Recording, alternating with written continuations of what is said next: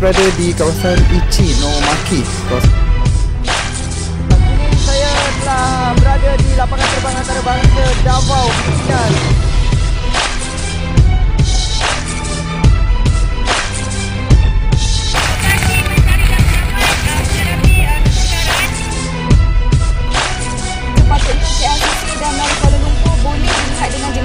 Amaran angin kencang di sekitar bahagian utara Semenanjung Malaysia pada hari ini.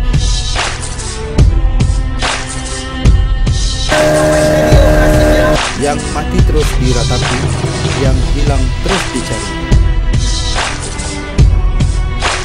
Ketika ini saya berada di wilayah pendataan yang Chanyu. Itu saja dulu dari saya, langsung dari Langkawi.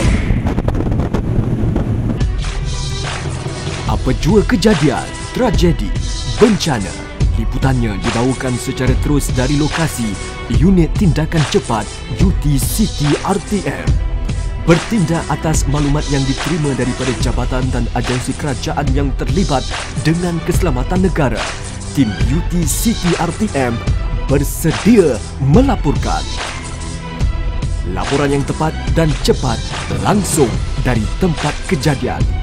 Banjir, kebakaran besar, tanah runtuh, ribut taufan, tsunami, ombak besar, kemalangan, operasi mencari dan menyelamat.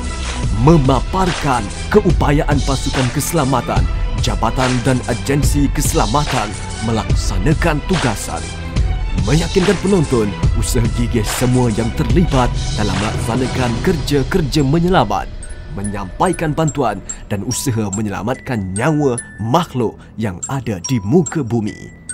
Tugasan doktor, kecekalan jururawat, kemahiran anggota penyelamat di lokasi, cabaran yang dihadapi, fokus utama, membuka minda dan persepsi masyarakat.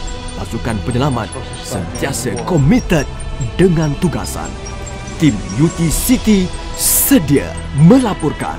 Hubungi kami 24 jam, 7 hari seminggu, 365 hari setahun. Bukan sekadar berita. Salurkan maklumat pertama buat tim UT-City RTM.